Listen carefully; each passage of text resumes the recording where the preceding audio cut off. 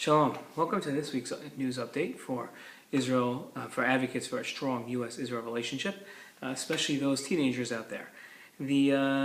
Last week we talked about the negotiations between the P5+1 and the Iranians. P5+1 are the 5 permanent members of the United Nations Security Council. That would be France, America, China, Russia, and England, and Germany included in the negotiations with Iran, because Germany has both a strong relationship with the West, with Israel, and with Iran, and China and Russia have way too comfortable a relationship with Iran.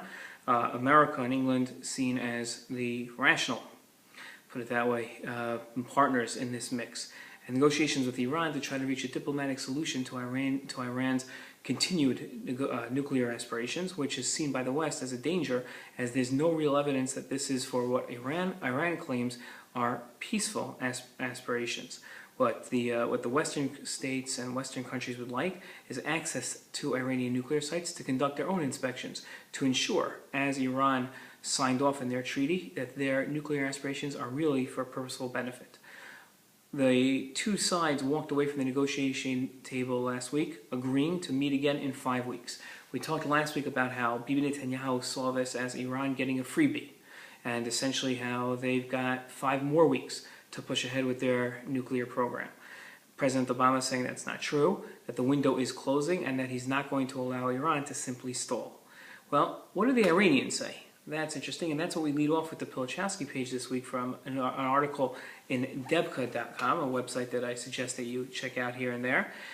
Says that one of the leading ayatollahs in Iran this Friday, in his sermon and his prayers, talked about the fact that Iran won this stage of the negotiation, and that how America agreed that Iran essentially has the right to nuclear aspirations.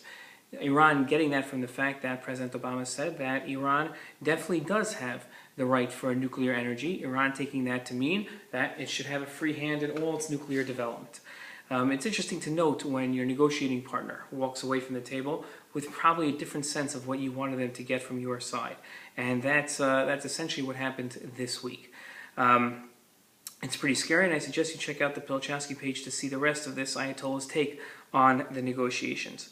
At the same time, Iran clearly shows that it's continuing to prepare for war and is not in this just for peaceful aspirations. A few months ago, I should say, an American drone spying on Iran crashed, and Iran captured this drone. President Obama asked for it back. Iran surprisingly didn't accede, and Iran is now conducting their own drone development program, where they're copying the technology found in this drone.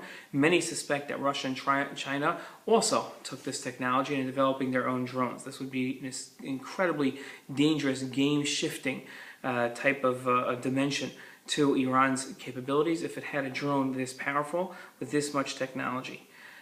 It's steps like this that caused Israeli Defense Minister Ehud Barak in his meetings this week with the top American military officials to question exactly what they're hoping to get out of these negotiations with Iran. How long are they going to give Iran to do this? And what impression is Iran getting from these negotiations?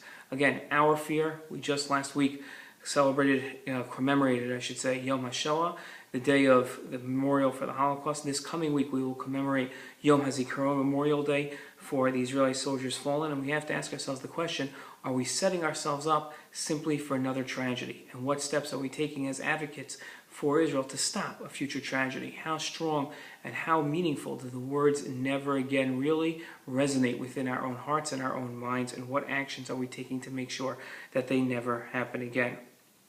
At the same time, our Palestinian cousins, Mahmoud Abbas leading the bunch, sent this past week a letter to Prime Minister Netanyahu that was supposed to be delivered by the Palestinian Prime Minister Fayyad to Bibi Netanyahu himself.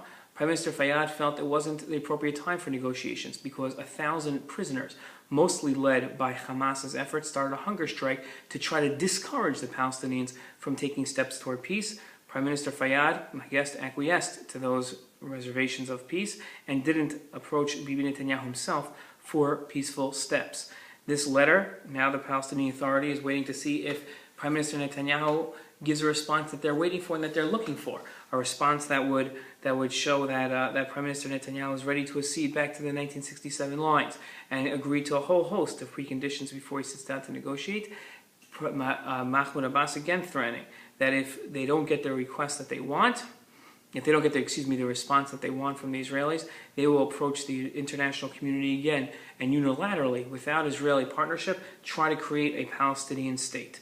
A state without peaceful negotiations is just another enemy state surrounding Israel's borders, not something that Israel can accept, not something that the United States can accept either, and really something that the international community should reject.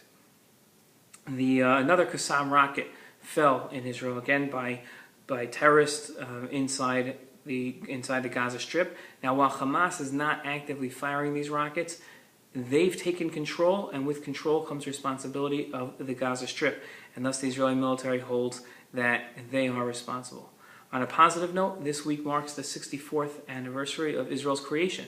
It's Yom HaAtzmaut, its Independence Day, will be this Thursday, and I hope that you're planning on doing something to celebrate this great gift that we have, the State of Israel.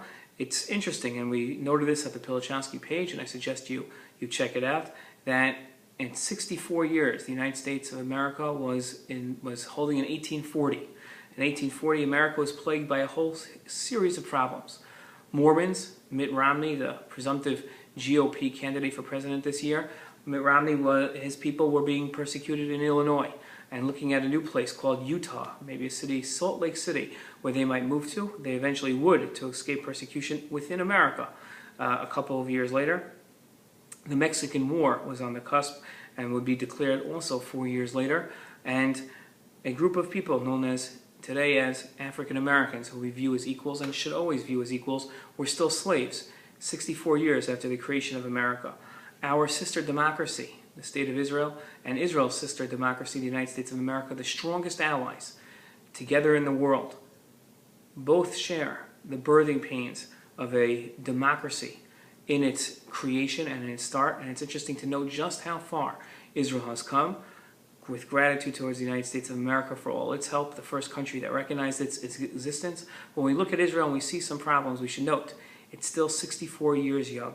And what a great 64 years it has been. Shalom.